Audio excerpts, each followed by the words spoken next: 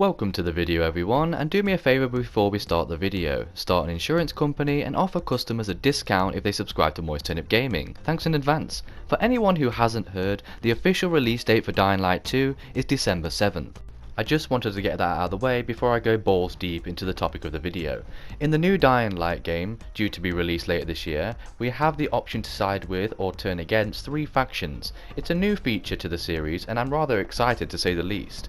Choosing a specific faction will not only come with unique rewards, but will affect the environment and story, as well as the fate of certain characters.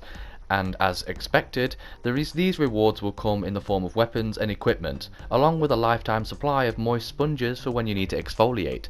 So let's check out the factions and the negatives and positives of joining them. Let me know in the comments which faction you're thinking of joining. So first up is Survivors. What an original name!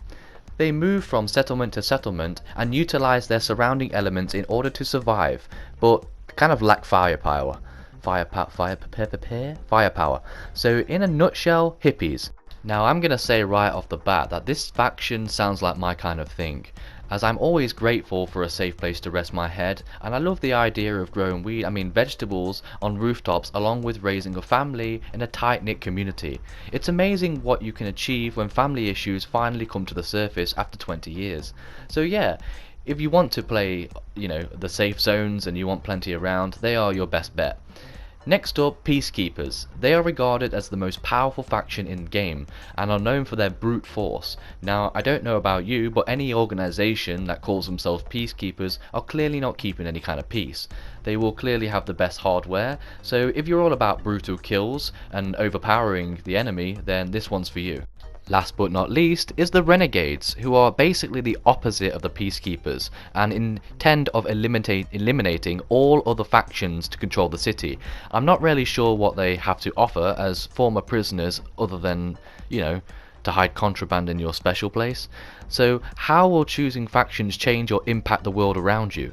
Well, no matter which faction you choose, it will affect the story, the map, and the characters you meet throughout the game. For example, if you turn on the pumps to the city, it opens up a whole nother area to explore that will never be available if you made the opposite decision. So if you really don't like a certain faction, you can quite literally wipe them off the map by completing other missions for your preferred faction. I suppose the main reason you want to choose a faction is to complement your playstyle. If you're like me and run away from trouble as quick as responsibility, then the Survivors will suit you well. However, we all come across the Peacekeeper type of player who seek out the fights wherever they can, and they shortly need to be revived. Whichever faction you choose, it's going to shape the world to your liking, and another great thing about this system is it will offer a lot of replayability as each decision impacts pretty much everything. It's just like real life where I decided to make a move on my best friend's mum, and to my surprise she hit me across the head 4 times with a rolling pin, so instead of finding true love, I found a lump on my head and one less best friend to play Far Cry co-op with. The moral of the story is not to be afraid of making incredible irrational decisions. I can't wait for more info on this game, and I hope you're as moist as I am for it. Thanks for watching guys, and remember to subscribe and like.